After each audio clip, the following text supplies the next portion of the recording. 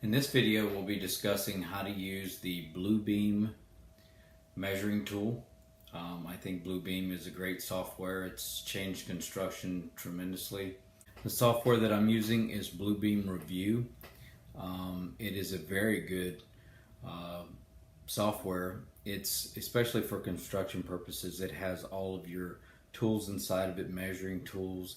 You can add folders to it. You can use Blubeam Studio with it. And if you haven't used Blubeam Studio, I have a video on that coming.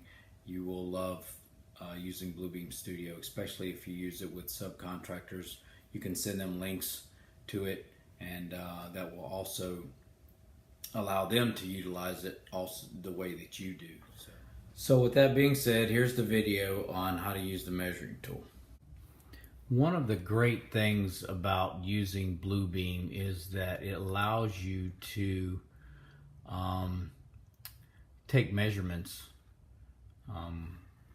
We were always told from day one never to scale your drawings. Always ask the architect for it. But now with the technology that we have, it makes life a little bit easier and a lot more accurate. In order to use the dimensioning tool in Blubeam, you need to pull up a drawing, and you will need something, a dimension that is already defined in the drawing. So we go and click, this is your measuring tool. You'll have to calibrate it. When we go to calibrate button, calibrate from this hash mark to that hash mark. We type in 24 feet, 0 inches. Now it's calibrated. So let's just verify it. Whoop, got a little crazy there.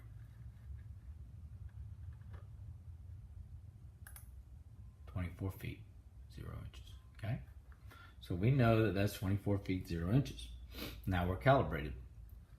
So if you wanted to measure something, click the measure, you do your length button. Let's measure this wall. It doesn't have a dimension on it, so let's measure this wall. Click.